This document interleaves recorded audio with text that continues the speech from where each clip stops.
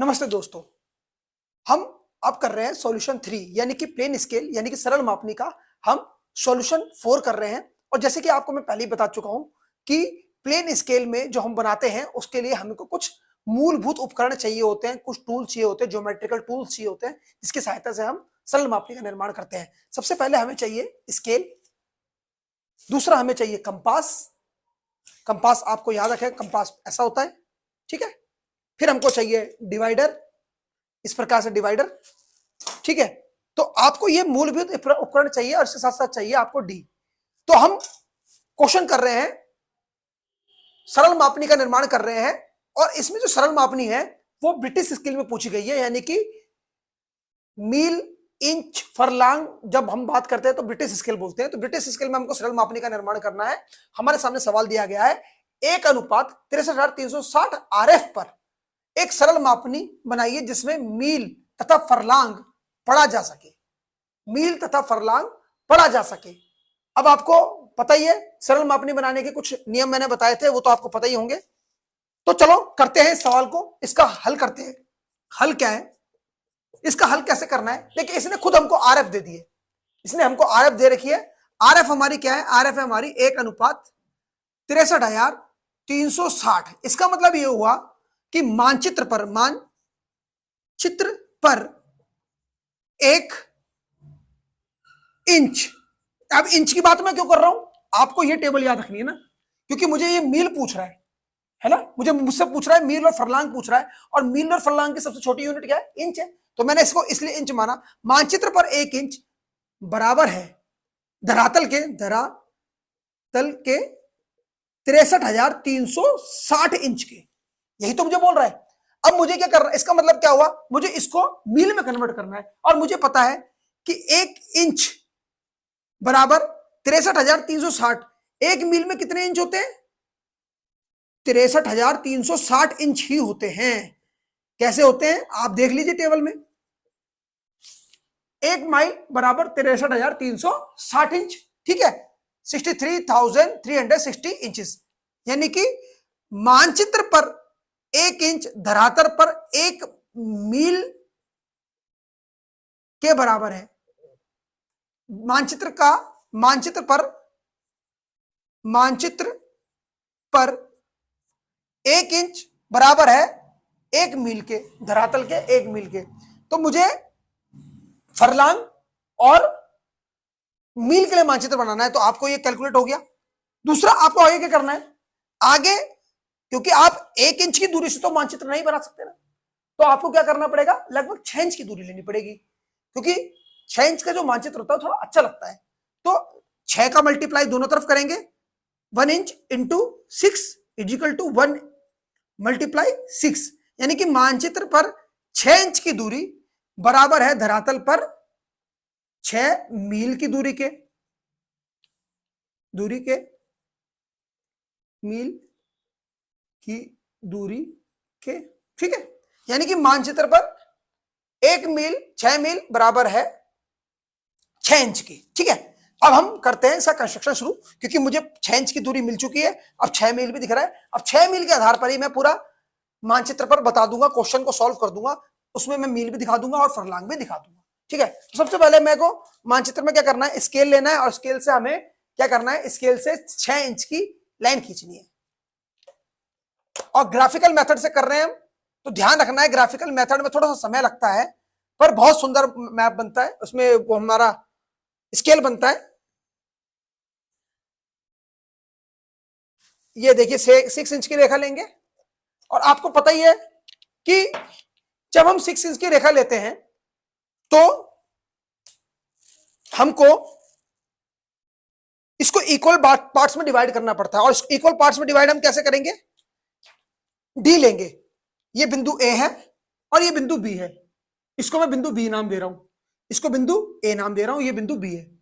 अब बिंदु A B में पहले बिंदु ए में डी का ये वाला बिंदु है, आपको दिखा जूम कर देता हूं, यहां पे ये जो बिंदु है बिल्कुल सेंट्रल बिंदु, इसको यहां पर रखेंगे और 30 डिग्री का कोण लेंगे। आप 40 डिग्री का भी ले सकते हो, 50 डिग्री का भी, जो आपको सुविधाजनक लगे, पर मैं यहां पे 30 डिग्री का कोण दे रहा हूं। 30 डिग्री का एंगल लूंगा, 30 डिग्री का एंगल ऊपर लिया, और 30 डिग्री का एंगल ही मैं यहां पे भी लूंगा। ठीक है, और अब क्या करेंगे, इसको हम आगे बढ़ा देंगे, जो पॉइंट लिए हैं बी से इस पॉइंट को आगे बढ़ा देंगे और इसको भी यहां पे आगे बढ़ा देंगे। ठीक है, और ए, मुझको ए से भी मेरी स्लैंटिंग लाइन मिल गई और बी से भी मुझको स्लैंटिंग लाइन मिल गई। अब मुझे क्या करना है, अपना कंपास लेना है और इस लाइन को कितने पार्ट्स में डिवाइड करना है, 5 पार्ट्स में, 6 मुझे इसको 5 पार्ट्स में डिवाइड करना है। बल्कि 5 पार्ट्स में इसलिए डिवाइड करना है क्योंकि अगर हम जो 5 पार्ट में डिवाइड करेंगे ऊपर वाली रेखा, तो हमें 6 इसके पॉइंट्स मिल जाएंगे। ठीक है, तो ऊपर भी 5 पॉइंट्स मार्क करने हैं और नीचे भी 5 पॉइंट्स को मार्क करना है। आप अपने कंपास में कोई भी दूरी ले लीजिए और उससे चाप लगाइए। पहले बी से लगाना शुरू करते हैं, 5 चाप मारने हैं, 1 2 3 4 5। हमने 5 ही चाप क्यों लिए, क्योंकि मुझे इस रेखा को 6 पार्ट्स में डिवाइड करना है ना, मुझे इस रेखा को 6 पार्ट्स में डिवाइड करना है। ठीक है, और हिलाएंगे नहीं अपने कंपास को, सेम वही दूरी लेंगे, 1 2 3 4 5। अब मेरी लाइन 5 पार्ट्स में डिवाइड हो गई। अब क्या करना है मुझको, ये ए जो स्लैंटिंग लाइन है इसके सबसे टॉप का जो पॉइंट है इसको बी के सबसे टॉप के पॉइंट से मिलाना है। ठीक है, ए स्लैंटिंग लाइन के टॉप पॉइंट को बी स्लैंटिंग पॉइंट के सबसे टॉप पॉइंट से मिलाना है। आप उसको बुला भी सकते हैं, स्केल रखे नीचे इस प्रकार से और आगे बढ़ते जाइए नीचे की तरफ।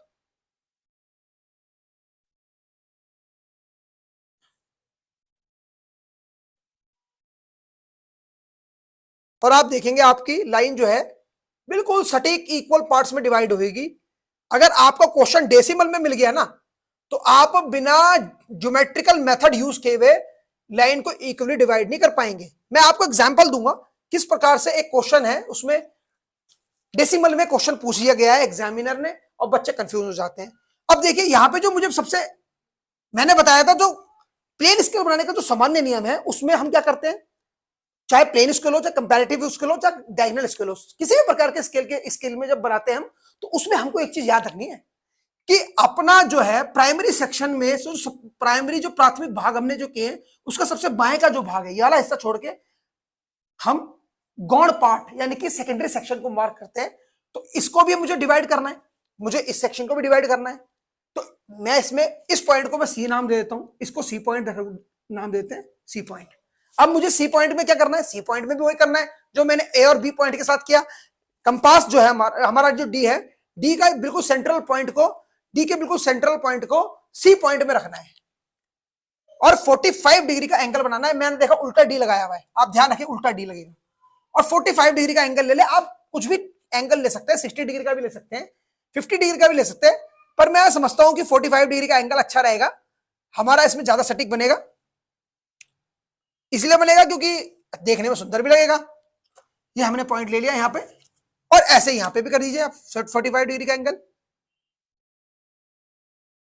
आपको डी का यूज करना आना चाहिए, आपकी जो लाइन है बिल्कुल पैरेलल होनी चाहिए लाइन के ऊपर। ठीक है, 45 डिग्री में आ गया। अब क्या करेंगे, वही इस लाइन को सी पॉइंट को इससे स्लैंटिंग लाइन मार्क करेंगे यहां से नीचे के लिए और इसमें भी ए पॉइंट से, यहां पे भी ए पॉइंट से स्लैंटिंग लाइन मार्क करेंगे। ठीक है, अब मुझे सेकेंडरी डिवीजन मिल जाएगा। अब क्या करूंगा, मैंने जैसे इस लाइन को डिवाइड किया ऊपर वाली, सेम इसके साथ भी वही करना है। सेकेंडरी लाइन को मुझे कितने पार्ट्स में डिवाइड करना है, 4 पार्ट्स में डिवाइड करना है। क्यों 4 पार्ट में डिवाइड करना है, आपको पता होना चाहिए। मैंने 4 पार्ट में डिवाइड करना, इस लाइन को 4 पार्ट में इसलिए डिवाइड करेंगे क्योंकि 1 मील बराबर 8 फरलांग, 1 मील बराबर 8 फरलांग। तो 1 मील में कितने फरलांग होते हैं, 8 फरलांग होते हैं। तो मेरा ये एक सेक्शन है, ये मेरा जो ए और सी वाला सेक्शन है 1 माइल्स को शो करेगा। किसको शो करेगा, 1 माइल्स यानी 1 मील को शो करेगा।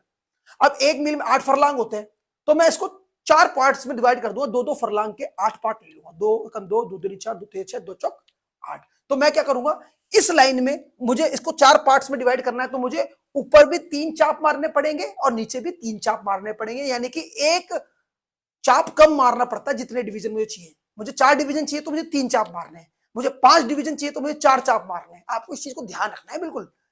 अब मुझे 4 पॉइंट, मुझे यहाँ पे कितने चाहिए, 4 डिवीजन चाहिए, 2-2 फरलांग के 4 पार्ट्स चाहिए, तभी तो 8 फरलांग हो जाएगा, तभी 8 फरलांग बराबर 1 मील है ना। तो यहाँ पे मैं 3 चाप मार दूंगा, बिल्कुल सही है।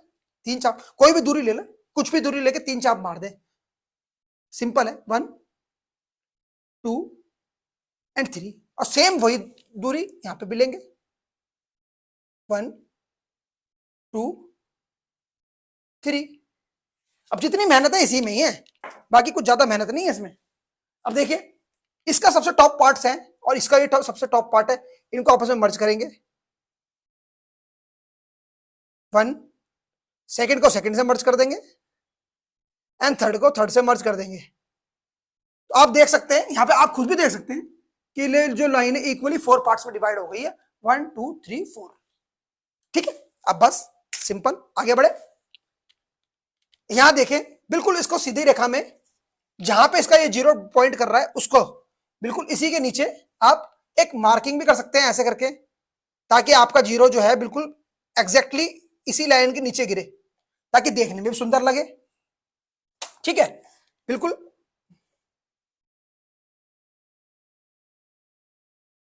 ठीक है, अब क्या करेंगे, कोई भी लाइन ले ले, कितनी भी दूरी की लाइन ले ले, कितनी भी दूरी की लाइन ले ले,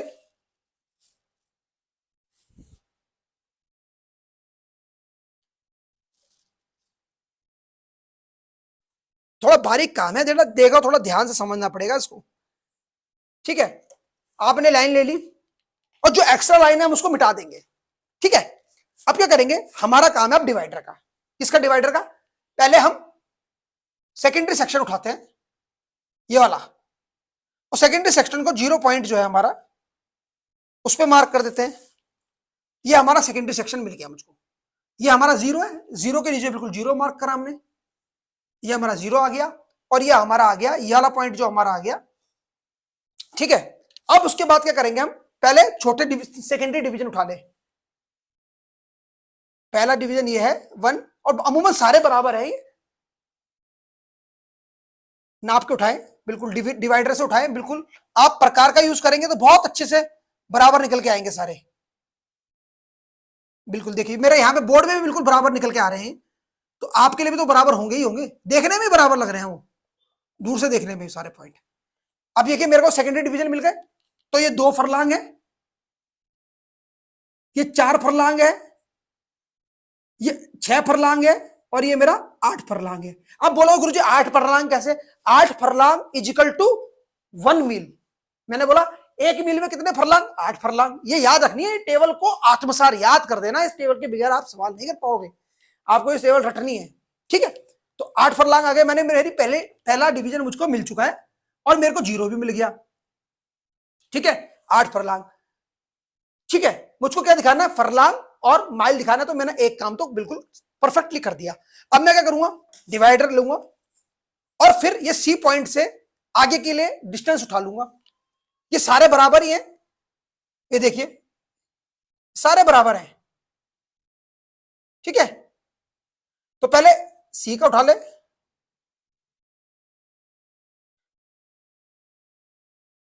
1 2 3 4 5, 1 2 3 4 5 एंड 6 पार्ट्स यही है। ठीक है, तो हमारे 6 पार्ट मिल जाएंगे हमको। ये हमारा आ गया 1, ये हमारा 2, ये 3, ये 4, और ये हमारा 5। ठीक है, ये हमारा 1 माइल, ये हमारा 2 माइल, ये 3 माइल, ये 4 माइल, और मेरा 5 मील।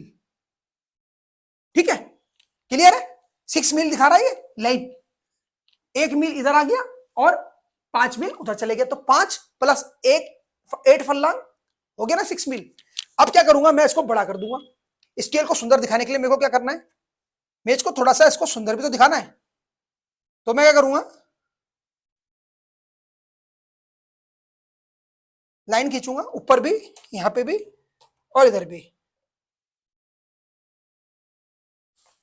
और अब इसको क्लोज कर देंगे लाइन को।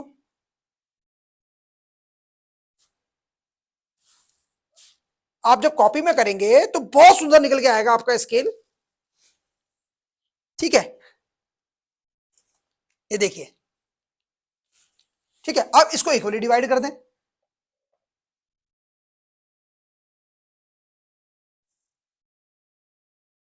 इक्वली डिवाइड कर दें। ये थोड़ा सा ऊपर नीचे हो गया, पर कोई बात नहीं, ये चल जाता है इतना। यहां से थोड़ा सा नीचे ले लें।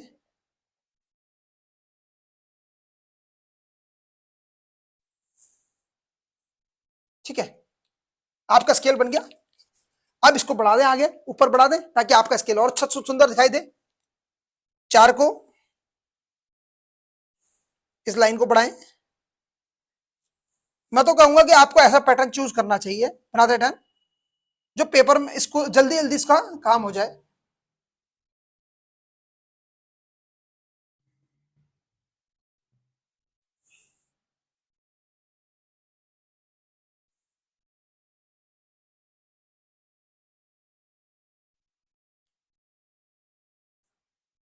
ठीक है, आपका पूरा डिस्टेंस सवाल बन गया। आप इसमें पैटर्न बना दीजिए। मैं अभी ये वाले पैटर्न यूज कर रहा हूं क्योंकि समय का अभाव है, इसलिए आप कोई भी पैटर्न यूज कर सकते हैं। और पैटर्न जैसे मैं ड्रॉ कर रहा हूं ना, आपको वैसे ही पैटर्न यूज करना है, क्योंकि इसमें समय भी कम लगेगा आपका। ठीक है,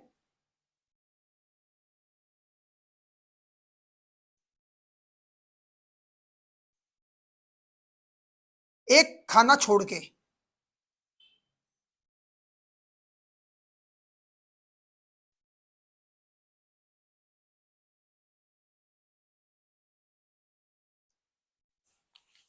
ये आपका स्केल बन गया। यहां पे आपका दिख गया, ये आपका फरलांग है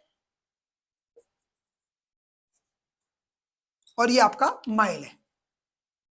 और आपने क्वेश्चन की रिक्वायरमेंट पूरी कर दी है। 1:63,360 RF पर, और नीचे लिख देंगे आप RF 1:63360।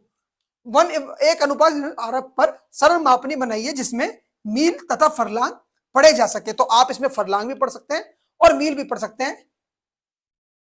और इसमें स्पष्ट दिखाई दे रहा है कि 1 मील मानचित्र पर 1 इंच को रिप्रेजेंट कर रहा है। ठीक है, और 8 फरलांग भी दिख रहे हैं। तो ये आपका हो गया सॉल्यूशन नंबर 2 और सॉल्यूशन नंबर 4।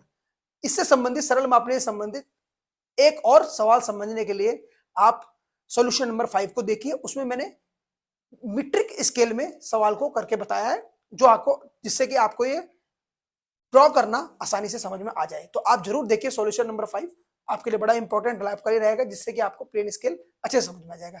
आज की क्लास के लिए इतना ही। Thank you very much.